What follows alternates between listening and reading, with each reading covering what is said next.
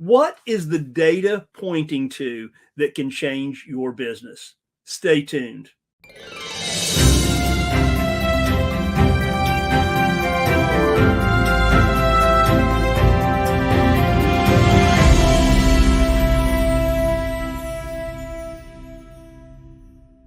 Well, welcome to this week's edition of Note School TV, where every Wednesday at 11:05 Central Time, we bring you, well, the most amazing content and the most amazing guests. Today, it's our October monthly update. So we'll get to that in just a minute. But before we do, make sure that you like what you see today, and then also make sure that you share this, right? Share it with all of your friends, share it with all of your families, everybody out there, so they'll know what's going on in the market as well. If you haven't already done so, make sure and subscribe to the Note School TV channel, and also hit that bell notification, bang, so that you'll know when we are about to go live every Wednesday at 11:05 Central Time. So with that, also, please continue to send us your comments. Guys, we love seeing those every week, so make sure and send those. Share what's going on in your marketplace, what's going on in your business. We love to hear from you. And then also, if you'd like to know more about what we do at Note School, just go to noteschool.com/TV. So with that, I want to bring on our esteemed leader, Chief Visionary Officer, founder of Note School, Mr. Eddie Speed. Good morning, Joe. Well, good morning, sir. It is a busy time at Note School as we are preparing we're preparing for Note Expo next week, right? Big week next week, Note Expo. Our phone is just jamming. Not really our phone. It's actually people registering for the event. It's kind of an online thing, but we've got a lot of people that are, said, I've kind of been putting off getting a ticket, and now all of a sudden I'm talking to all these other people and they're coming and I need to come. And so we're excited about that. Joe, it seems like every year, right about this time, there's a lot happening in the market that is relevant to the direction that you go. And I thought your headline was timely to say, what direction do you go in your business? I love this, Joe. Did you? It took me a while to do that, Eddie. Isn't that beautiful? Yeah, you did awesome. You weren't expecting that, were you? I really wasn't, Joe. That's awesome. All right. Well, Eddie, let's get into what is going on in the housing market. So, Eddie, according to CNN Business, why is the housing market going from tough to terrible? And the big question, well, it says home sales just hit a 13-year low. Their words, not mine. Is it a crummy time to try to buy a house? So prices are expected to stay high, right? Inventory stay low, and rates may climb even a little further. And Freddie Mac says, well, average payment, P&I payment, is $2,528 a month, and that's with a 20% down payment. Wow. Joe, I'm going to surprise you. Yep. In the 1980s, I owned 12 rental properties before I owned my personal home. Right. And it was because of some of the same craziness. Yep. Right. And yes, I own my own home and I pretty much have ever since. But the answer is, when I was young and starting out, the math wasn't good. And my wife and I just, we were more focused on our investment portfolio because we bought some houses, some rentals at a good discount. Mm-hmm. And so anyway, I don't know. I don't know the answer to this. I can't look into your crystal ball. I can tell you that the numbers are not very favorable. And literally, I owned my first house in 1986. So I can kind of relate. That's exactly right. So 40% of median household income, the least affordable since 1984. Wow, Eddie, you had been in the business for 4 years at that point, and we remember 1980. I got into the buying house business in 1980, 79, 80. So yeah, the monthly payment now requires 40%. I guess I duplicated that, right? The last time that home affordability was this tight, interest rates were 13.6. But in 1980, what were they, Eddie? They got up to, well, they actually got up to over 18%. They did. Yeah. And so, to bring long-term strategies to bring would be 37% decline in home prices, mortgage rates dropping by 4 percentage points, or a 4% growth in median household income. There you go. Boom. All right. Rates have affected real estate more in the last 2 years than it's been affected in 40 years. I don't know, a long time. Yeah, almost 30. It's 39 years. Yeah, absolutely. Yeah. So, that's what it is. But, Eddie, when we look back, the average rate over the last 50 years has been 7.77%. So we know that. But it's just when you come from rates and price and income. That's it. Right. Yeah. And they're not flowing with each other. That's it. Yeah. All right. We're not talking to each other. So according to Redfin, here are the September 23 highlights, which would be the latest stats that are out. So Eddie, median price 412. That is a minus 2% change month over month. Year over year, it's up 1.9. But look at this. Pending sales, 390. So that is down 12.1% year over year. Homes sold seasonably adjusted, down 12.8. New listings, down 8.9. All homes sold, 16.9. There's only a couple of little positive pieces in this whole right column over here. Well, we're putting up a caution flag. Yes, we are. Okay, and this, Joe, these are houses that are listed. That's it. Right? Now there's another shoe to drop. We're going to get there in just a second. I know we're going to talk about it. But this other shoe is affecting this in a way that I don't know that everybody realizes until we kind of show people what it is. That's right. That's exactly right. What else could be affecting the market? Yeah, absolutely. So is that TikTok, Joe, or what? That's it. TikTok, pick up, right? So yeah, new listing ticked up, but my God, it was a minuscule amount there. So yeah, I just thought I'd throw that in there. So here's the state of new home construction, Eddie, and we get this from one of our, well, he's our guy, right? As of August 31st, there were 436,000 new homes available for sale. Now, historically, Joe, these are not listed. They are not listed because the home builders are keeping, now they have their model homes, they have their own sales teams, and then they have their own financing structure set up as well. So it's almost like we have two real estate markets a little bit, right? Yeah. 7.8 month supply. Joe, you can underline that in red. That going into the fall and the winter, that is not good news.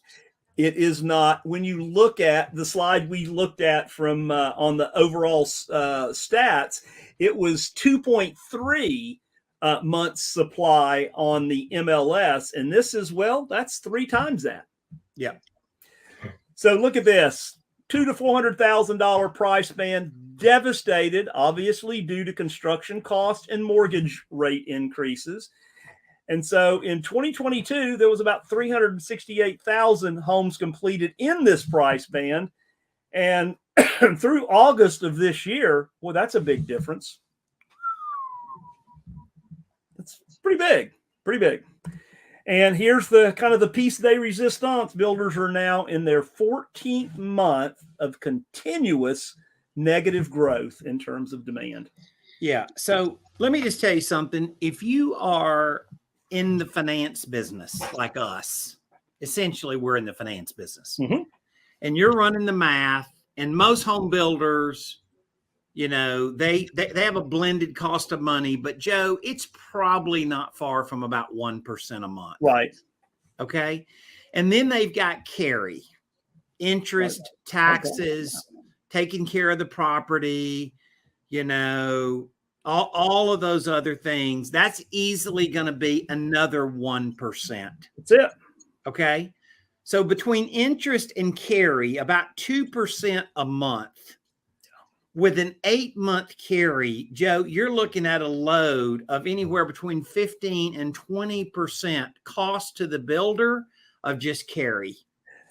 Yes, and I didn't put it in there, Eddie, but it's about $436 billion is what new home builders have out right now in this 7.8 month supply.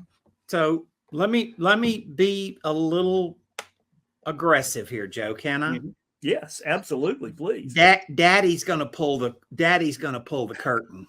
Yeah, Daddy is the people that loan the money. that's it. You can write this on the wall in 4-inch letters. Daddy's gonna pull the curtain. Yep. So the home builders cannot operate with that level of supply at that cost, operating on the margin they're operating with. No. They just can't do it. And this does not match MLS. And we're just pointing that out. You know, I mean, we're just it's kind of Captain Obvious, but we're just pointing out the fact that there are things in the residential world. And I go back to a statement that I've been saying, which some people have corrected me. I've been to live events, Joe, and people said, "Oh, Eddie, you said there was a dent in the residential market. And that wasn't true." And I'm going, okay, well, maybe the card game isn't over yet. That's it.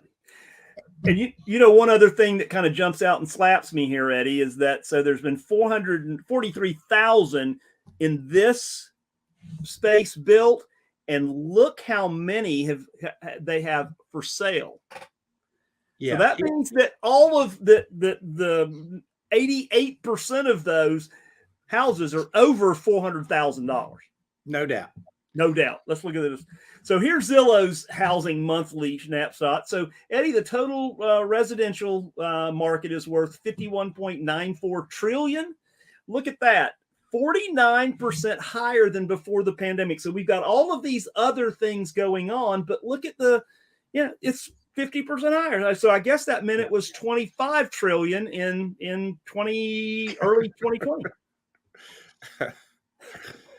Oh, and it's jumped 20.6 trillion in the last year. And look, home prices have only rose 1.3% over the last year on average. Well, listen, this is definitely a micro market. There's markets that are doing good. There's markets that are not doing good in a way, and they're averaging this. The pendulum is definitely on both ends of the scale. And we're just trying to look at the things that do affect our market. We're not calling for a crash. No. But we are saying that when you look at inventory, that it is a little bit hard to ignore the obvious. 100%. And by the way, I mean, I don't see anybody out there calling for a big crash in home prices. I don't see it. So Eddie, let's talk about the banks and lending. So we go back over here. So here's where we are. This is the APR. So on a 30-year fixed, if you've got, good credit, and that would be 757 would be good credit, and a 20% down payment, your APR is 8.543%. Not your note rate. That's about 8% now, just a tick under. This is about 1% less than the note rate. This is the effective rate you're paying for interest, and this is basically where we are. And once again, I don't want to overly sound the alarm. We're not looking at rates going to 13% interest. No. Right? But We have not fully experienced the hangover from rates and inventories and affordability. We have not experienced the fully experienced the hangover yet. That's it. That's Okay. it. Bottom line. That's that. We'll see. We'll see. Mortgage credit availability is pretty flat. The bottom line is, we've said this countless times on the show, over and over. It's about 185 before the virus. It's about half of that today. Underwriting standards are not getting looser. We are seeing continually a contraction in the availability of credit. Yeah. And I think, Joe, as looms of a recession, concerns over consumer debt, concerns over car debt, a lot of things. I think credit card debt. It's all screaming towards, and those are going to be key variables in, a recessionary period. So card delinquencies are going up. Credit card, average credit card interest rate now is 28.94. Let's talk about commercial. So here is the, and by the way, the NMHC is the National Multifamily Housing Council. And well, what this means right here, when you're looking, so we were here, what is that? Mid 2020. Use a different color, Joe. Yep. Use a different color. Thank you, Eddie. I'm colorblind. Well, you're using red, so it's a little hard there's not a lot of contrast there, okay? Yeah, there we go. Look at that straight line. So so we're right in there. Yeah. And so what this really means is that 50 is the break even, and the fifth consecutive quarter of looser conditions means that rents are down. Nearly 2/3 of respondents said that while 6% thought markets have become tighter, meanwhile 27% think they're unchanged. Well, I mean, when it's looser, it's higher vacancy rates, lower rents, and those types of things. So yeah, it's and that's from our buddy Bill McBride. So that's kind of the quarterly there. And then we look at rents, and this is realtor.com. And so red is the median rent, right? And then year over year median is in the gray, black, whatever that is. So here we are, we're $1,250 here.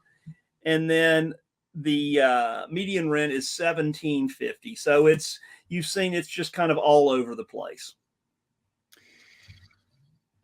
Joe, there is no doubt whatsoever that the bottom line is, whether you're dealing in rental houses or you're dealing in multifamily, they're all facing essentially the same issue. The rent escalation has not tracked with the expense escalation. There you go. Right. It's as simple as that.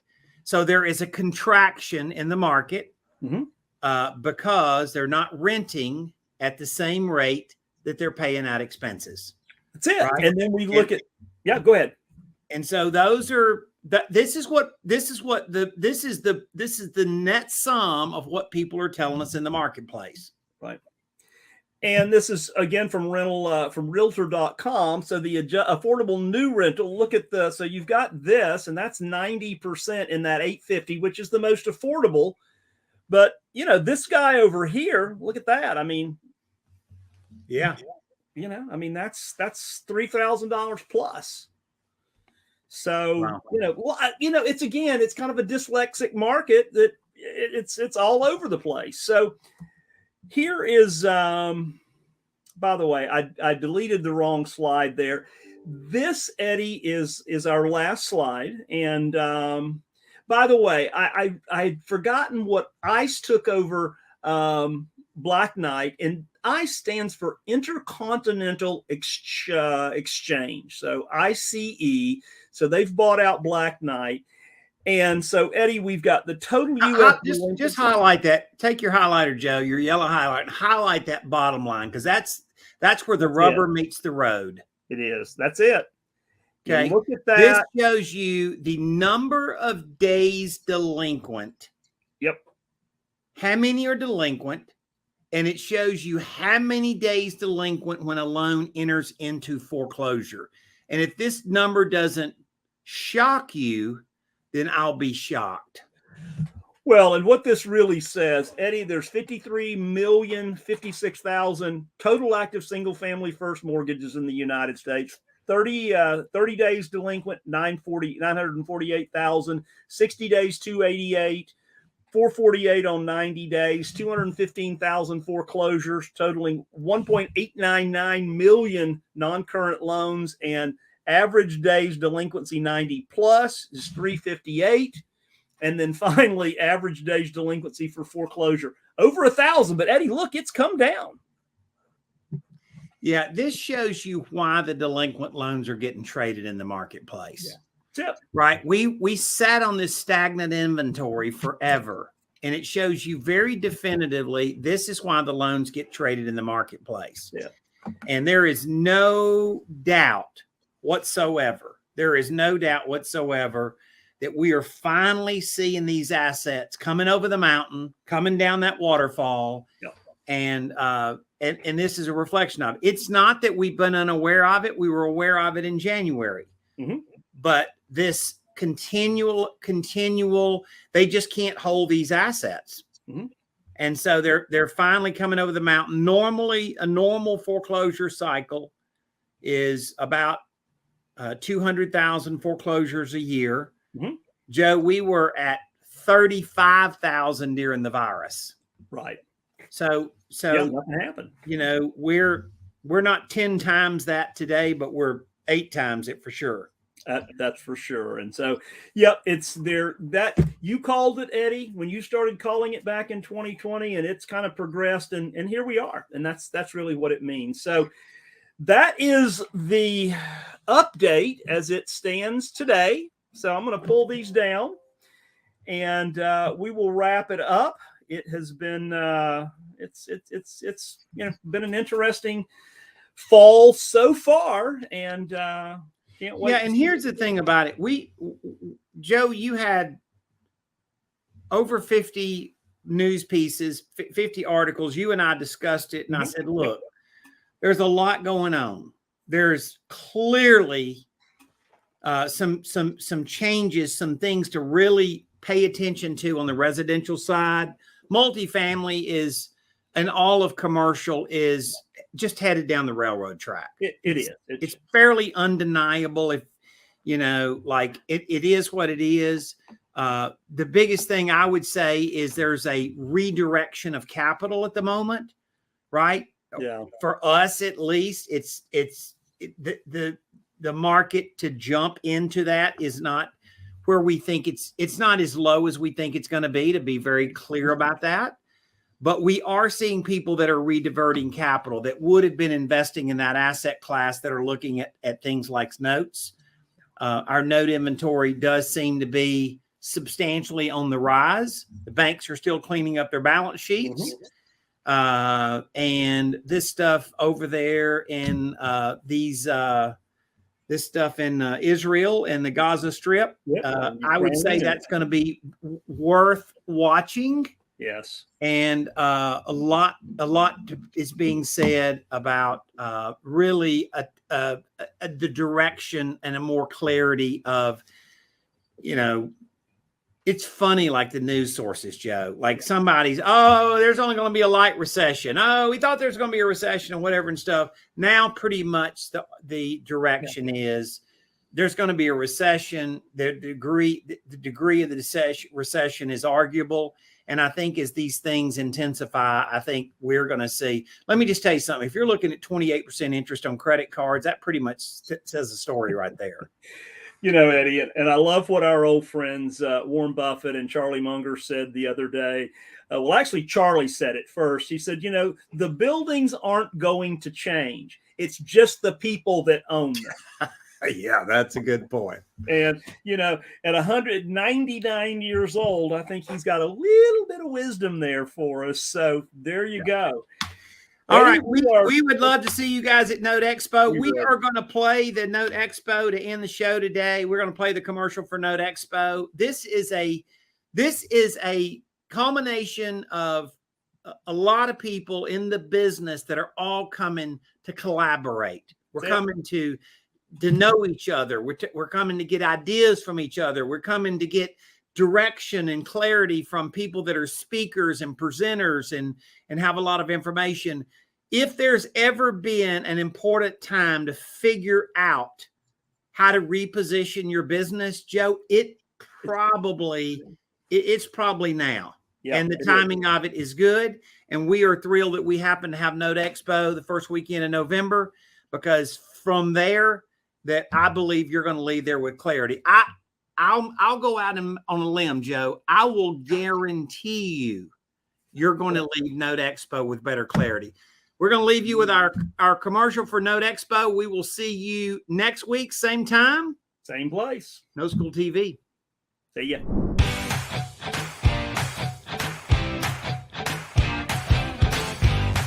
We are at Note Expo. It's amazing. Phenomenal. It's just fantastic.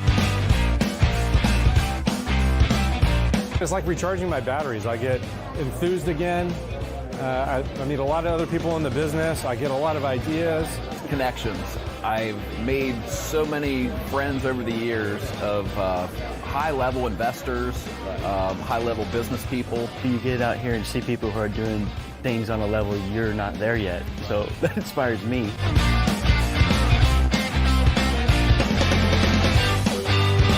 It's been a great event.